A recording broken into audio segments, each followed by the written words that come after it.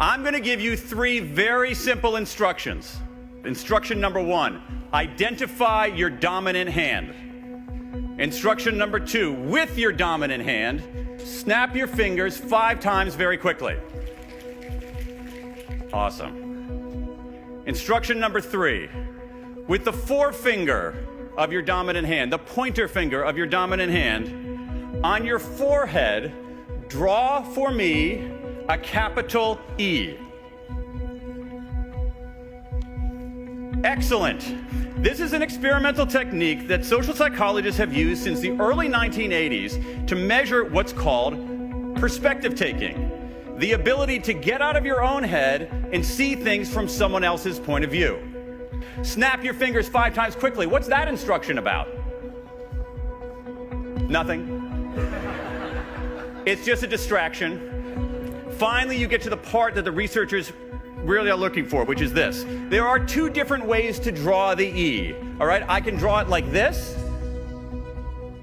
so you can see it, your perspective, or I can draw it like this,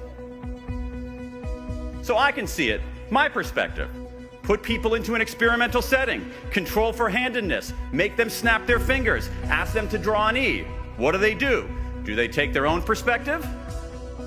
Or do they take someone else's perspective? If you drew the E from your own perspective, it doesn't mean you're a bad person.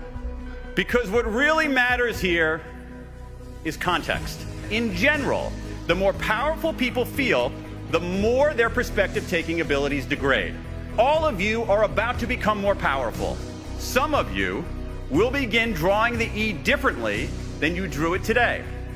If you gradually lose the ability to see the world through another's eyes, all the experience and expertise you've accumulated will melt into a puddle of unrealized potential.